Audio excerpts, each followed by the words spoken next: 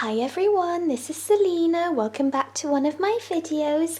If you're new to my channel, welcome. My name's Selina and I release a crochet tutorial every week. So today I'm bringing to you a really lovely and special project. It's part of my vintage crochet series and it's Regency era shawl, so I'm trying to show you on camera, and I was inspired by the series Bridgerton. I have got the free written pattern on my blog selinaveronique.com. I will link this in the description, so just go and check that out if you're interested. And I have added gorgeous little ornaments onto this wrap, so I will be taking you through this step by step. It's really easy, and yeah, it's a really gorgeous project. I'm really proud of it. So yes, everything will be linked in the down bar, from all the materials to my blog and free pattern and lots of pictures. So for this project I used Stylecraft Special DK, and this is a light 3 yarn in American terms and a DK yarn in British terms. And I used shade Sherbet, but you can replace it with any yarn that you prefer in this weight. I did use a 4.5mm crochet hook and tapestry needle, a pair of scissors, and you will also need a darning needle and thread and these beautiful ornaments. So I bought these from Amazon. I will be linking them in the description box too, and they're absolutely gorgeous. So yeah, I'm just going to jump right into the tutorial. Don't forget to check out my blog for the inspiration and the pictures, and I'm just going to jump right in. I will be using US terms. So to begin this project, you will be making a slip knot. So just go ahead and make a slip knot like so, pop your hook through,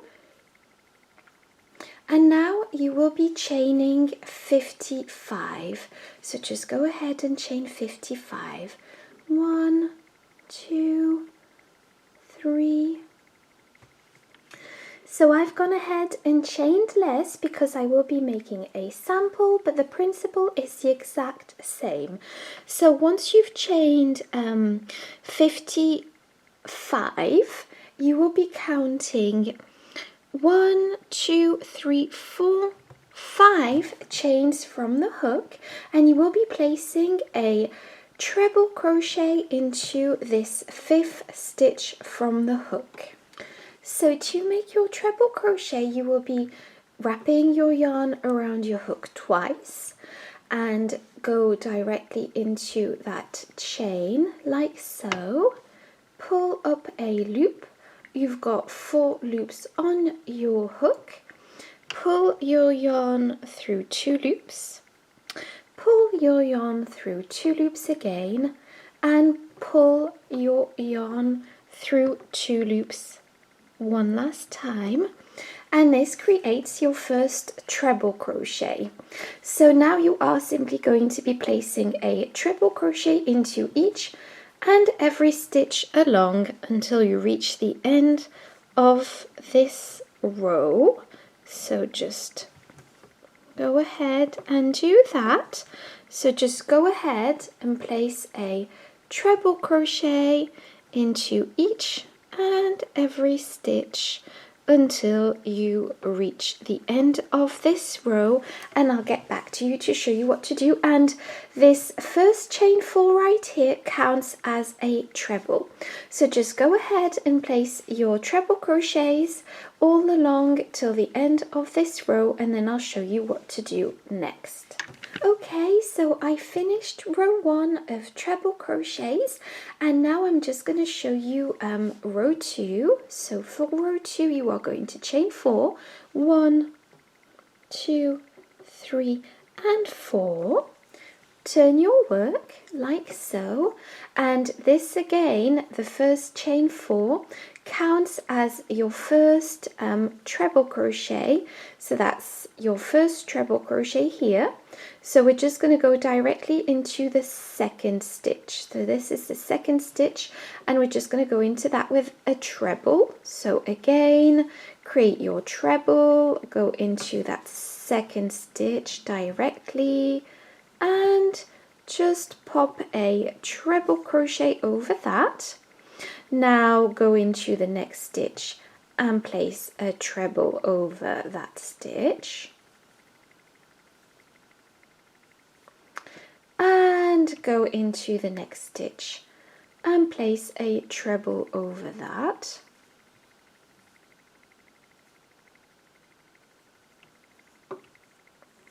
And so on until you reach the end of this row, and I'll get back to you to show you how to finish off this row. Okay, so I've almost finished this row.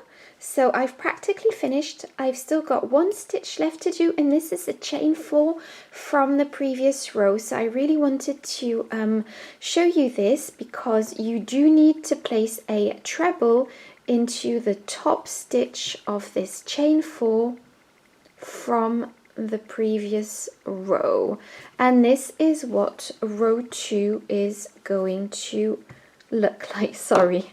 So this is what row 2 looks like, and now we are simply going to repeat row 2, 1, 2, 3 and 4. So just go ahead and chain 4, turn your work, and just repeat row 2 until you have 77 rows in total. And I will be writing down on my blog in my free pattern exactly how much this is in measurements, but you can go for as long as you want or as short as you want. And so I've done 77 rows in total, but you can do however many rows you want. So basically you are just simply going to be repeating row 2. So just go into that second stitch and place a treble crochet into that, and go into the next stitch and place a treble crochet, and so on and so forth.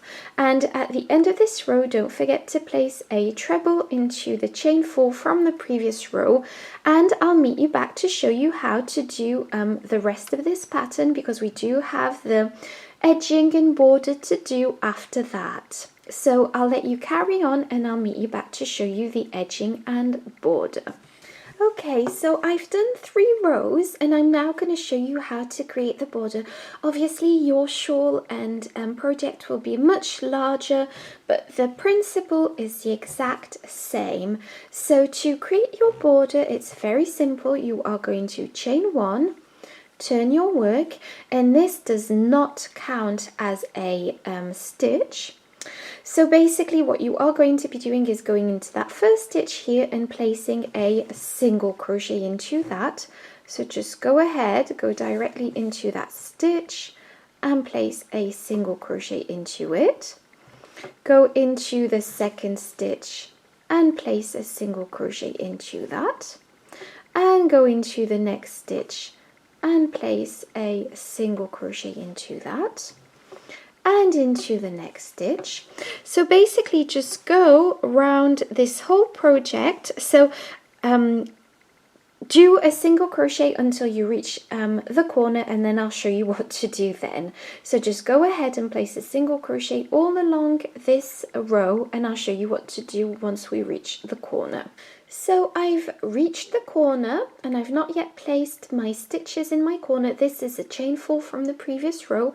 You're just going to go into the top stitch right here and place a single crochet into that. And you are going to go back inside that same stitch and place another single crochet into that. So we will be having 2 single crochets in the corners. in every corner. And now we've turned our work and we're just going to place single crochets all along this edge, and this edge is the wrong side of the stitches. So basically you are just going to be placing single crochets all along that edge as best you can, because like I said, you don't have specific stitches, if that makes any sense. So just go ahead and place a single crochet all along that edge, as equally spaced as you possibly can. There is not a specific amount of single crochets you need to place, so just go ahead and place however many you want. So once you reach this corner here, so the next corner, you will be placing 2 single crochets in that corner, and then you will be going all around that edge with a single crochet. Here again you will be placing 2 single crochets, and then you will be going around this edge with single crochets, and I'll show you how to finish off this round. So I'm just going to let you carry on and I'll meet you back to show you the end of this round. So I've almost finished my round. I'm just going to place my last stitch here, like so. So I'm placing my last single crochet here, and I am going to be and that's it. So I've just finished this round, and I'm just going to slip stitch through that first single crochet that we did, like so. So I've just slip stitched through that first single crochet, and now I am going to show you round 2. So this is what the project looks like for now. So for round 2 of the chain arc border, you are going to chain 3, 1, 2, and 3, and this is the stitch it goes with. We're going to skip the next stitch and single crochet into the next one. So skip a stitch and single crochet into the next stitch, like so. Now we are going to chain 3, 1, 2, and 3, and skip the next stitch and go into the next with again a single crochet. So just go ahead and place a single crochet into that. Chain 3, 1, 2, and 3, skip a stitch and go into the next stitch. And basically you are going to be doing this, chaining 3, 1, 2, and 3, skip a stitch and go into the next stitch. You are going to be doing this until you reach the end of the round. So you're just going to go round with this pattern, and it's the exact same for the corners. It doesn't change anything, so just go ahead and repeat this until you reach the beginning, and then I'll show you how to finish off this row. So I finished this round, and I've just placed my last chain arc here, and to finish this off I'm just going to go back into that stitch and slip stitch. So just go back into the stitch that you've just done and slip stitch, and now you are going to simply snip off your yarn. So snip off your yarn and just pull your yarn through. So there we go, we've pulled the yarn through, and this is what it looks like, and yours should be a lot bigger of course. But now I'm just going to show you how to stitch on your ornaments onto your shawl to get that Regency era vibe. So I'm just going to show you how to do that. Hi guys, so I'm back for this part of the tutorial, and basically this is where I'm going to show you how to sew on your ornaments onto this project. So I've already done a few, as you can see, and it's really easy and quick, much easier and quicker than you would think. So what you will need are all your ornaments, so basically the ones you've chosen, and I've chosen bigger ones, and those bigger ones are the ones that I'm going to place here at the center of my wrap. So basically what I'm going to do is sew a larger diamante flower onto my wrap. I'm going to show you exactly how I'm going to do that, but basically those are the ones that are going to be in the center. And then at the sides, I've got smaller ones, and they're really dainty and gorgeous. So this is one of them. It's got a flower and a pearl. And the second design is this one, which is quite similar, and both are really cute and dainty. And basically I'm just going to alternate them. So basically I started with two smaller ones here, and it's this one I started with. And what I did is I counted 2 rows. So 1, 2, and then I placed and sewed on this ornament. And I did the same with that one on that corner, and I counted 6. 1, 2, 3, 4, 5, 6, 7 rows, and that's where I've sewed it so that it's symmetrical to this side. But you can do it whichever way you prefer. So this is how I've done it, but you can choose the design that you prefer. And then I counted from this row where I sewed these on 1, 2, 3, 4, 5, and 6. And on the 6th, I've sewed in the center, I've sewed on my bigger ornament.